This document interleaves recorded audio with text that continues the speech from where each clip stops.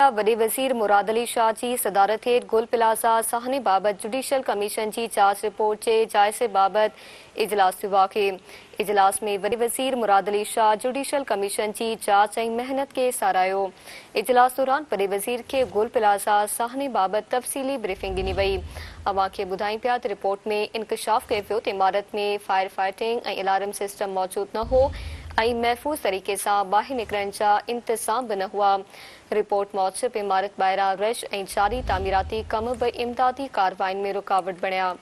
अवां खे आगाह कयूं पिया वॾे वज़ीर मुराद अली शाह जी सदारत हेठि गुल प्लाज़ा साहने बाबति जुडिशियल कमीशन जी जांच रिपोर्ट जे जाइज़े बाबति इजलास थियो आहे।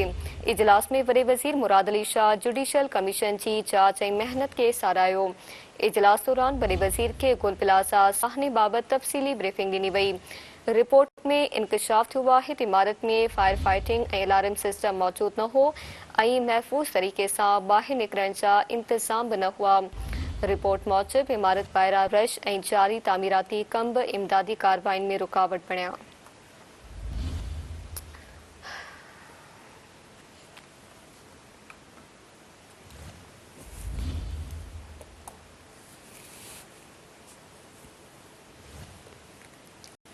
वॾे वज़ीर मुराद अली शाह जी सदारत हेठि गुल प्लाज़ा साहने बाबति जुडिशियल कमीशन जी जांच रिपोर्ट जे जाइज़े बाबति इजलास थियो आहे।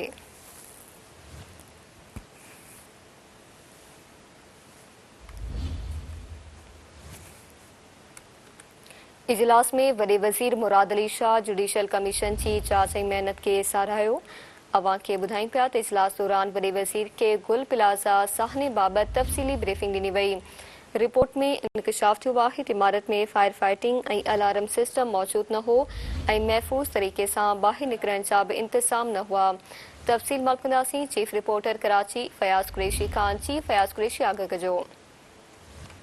मारवी गुल प्लाज़ा बाहि लॻण वारो जेको मामिलो हुयो उन ते हुकूमत पारां क़ाइमु कयल जेको जुडिशियल कमीशन आहे उन जी जांच रिपोर्ट जेका आहे उहा कानून खाते वॾे वज़ीर ॾाढो पेश करे छॾी, जंहिं ते वॾे वज़ीर मुराद अली शाह जी सदारत में अॼु इहो इजलास कयो वियो, जंहिंमें सूबाई वज़ीरनि शहजीद नाम मेमण, नासुर हुसैन शाह, ज़िया हुसैन लंजार, चीफ सेक्रेटरी आसिफ हैदर कराची मुसावाब समेत मुख़्तलिफ़ अमलदारनि जेके उन्हनि शिरकत कई आहे, जंहिंमें IG police Sindh, additional chief secretary गरू खातो इकबाल मेमण, एडिशनल IG कराची आज़ाद कराची हसन नकवी ऐं कानून वारो सेक्रेटरी अली अहमद बलोच ऐं ॿिया अमलदार जेके उहे शामिल हुया।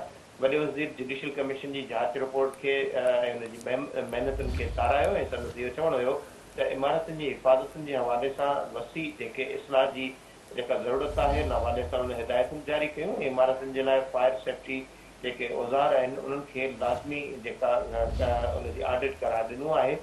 संदसि चवणु आहे त गुल प्लाज़ा ॿाहिरि वाक़ियो उन ते जुडिशियल कमीशन जी जांच जेका आहे उहा न सिर्फ़ु हिकिड़ो सुठो क़दम आहे बल्कि इन हवाले सां तफ़सीली जेका ब्रीफिंग हासिल कई, जंहिंमें ॿुधायो वियो त वाक़ियो 17 जनवरी 2026 ते पेश आयो ऐं फायर फाइटिंग सिस्टम ऐं अलार्म सिस्टम जेको इमारत में मौजूदु न हुयो। उन हवाले सां रिपोर्ट में इंकशाफ कयो वियो आहे। इमारत में महफ़ूज़ जेको खाजी रस्ता उन्हनि जो इंतज़ाम बि अणपूरो करार ॾिनो वियो। इमारत में ॿाहिरि ऐं तामीराती कमनि जे हवाले सां इमदादी जेके कार्रवाई उनमें वॾी जेका रुकावट पैदा थी ऐं ख़ासि तौर ते ग्रीन लाइन जेको मनसूबो आहे उन सबबु जेको MA जिन्ना रोड आहे उहो तक़रीबन जेको 60% खां वधीक बंदि हुजण सबबु इमारत में जेका कमु करण जे हवाले सां रेस्क्यूकारनि खे मुश्किल पेश अची रही हुई।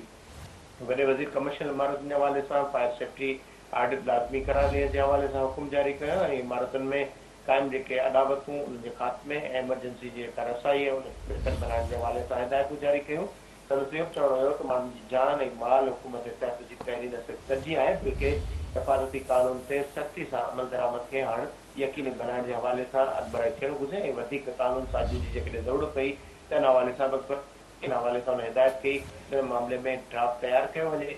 उन टिनि वज़ीरनि जंहिंमें से नासिर शाह, ज़िया हुसैन लंजार ऐं जाम दारिजो जंहिं जेको सनतनि वारो खातो आहे ऐं ज़िया हुसैन लंजार कानून पार्लिमानी मामला ऐं गरू खातो ऐं मकानी खातनि वारे वज़ीर साहिब नासिर शाह खे हिन कमेटी में शामिल कयो ऐं हिन हवाले सां हिदायत कई आहे त कमेटी जल्द खां जल्द रिपोर्ट जो जाइज़ो वठे, न सिर्फ़ु पंहिंजी सिफ़ारिशूं तयारु करे बल्कि नई कानून साज़ी जे हवाले सां बि कंहिं फौरी तौर ते ड्राफ्ट तयारु करे ॾिनो वञे। जी माली। ठीकु आहे, महिरबानी अवां जी फयाज़ कुरैशी आगाह करण लाइ।